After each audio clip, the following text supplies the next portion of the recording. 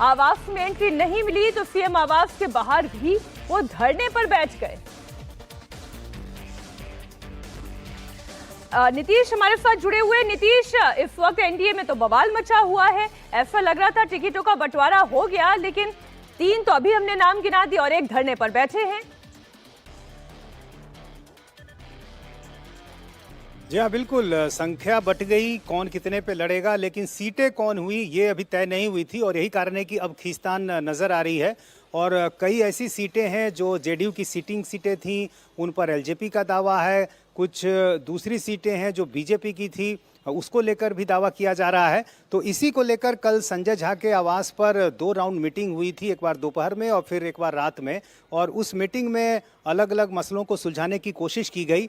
और जिस सीट को लेकर एलजेपी का दावा था, या हालांकि एलजेपी की कोई आधिकारिक सूची नहीं आई है, सीटों का बंटवारा चूंकि आधिकारिक तौर पर नहीं हुआ है, लेकिन चूंकि चर्चाएं इस तरह की थी कि राजगीर की सीट पर एलजेपी के खाते में चली गई है या फिर सोनवर्षा की सीट चली गई है। और इस बीच मुख्यमंत्री आवास से फोन आया रत्नेश सदा को, जो मंत्री हैं, और उनको सिंबल भी दे दिया गया है। तो जिन लोगों को सिंबल मिल गया है उनको तो एक उम्मीद दिख रही है, लेकिन जिनको सिंबल नहीं मिला है और ये चर्चाएं हैं कि एलजेपी के खाते में सीटें चली गई हैं, तो जाहिर उनकी धड़कनें बढ़ी हुई हैं।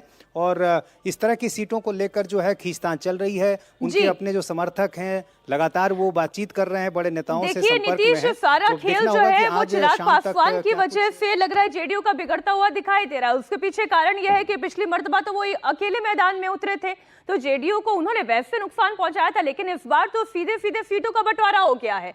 अब आप देखें, 2020 के नतीजे हम आपके सामने रख रहे हैं। बीजेपी 4 सीटें जीती थी, 3 और जेडीयू की अगर बात करें, कौन कौन सी जो सीटें चिराग पासवान को मिली है वो आपको बता रहे हैं। 4 सीटें जो बीजेपी ने पिछले बार के चुनाव में जीती थी, वो 4 सीटें ऐसी हैं जो बीजेपी के खाते से किनके पास चली गई है? चिराग पासवान के पास। जेडीयू की ऐसी 3 सीटें थी जो जेडीयू ने जीती थी, लेकिन इस बार जब बंटवारा हुआ तो वो चिराग पासवान की पार्टी के पास चली गई।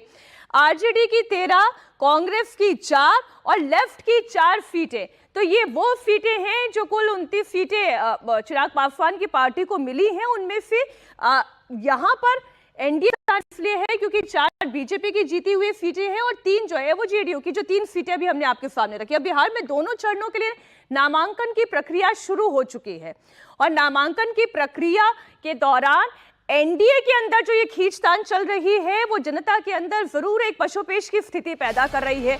एनडीए और महागठबंधन में सीट बंटवारे की गुत्थी सुलझ नहीं पाई है। एनडीए में सीट शेयरिंग समझौता होने के बाद भी कल प्रेस कॉन्फ्रेंस चल गई। अब एनडीए के सभी दल आज अपने उम्मीदवारों की लिस्ट जारी करेंगे। महागठबंधन में भी आज सीट शेयरिंग समझौते का ऐलान हो सकता है।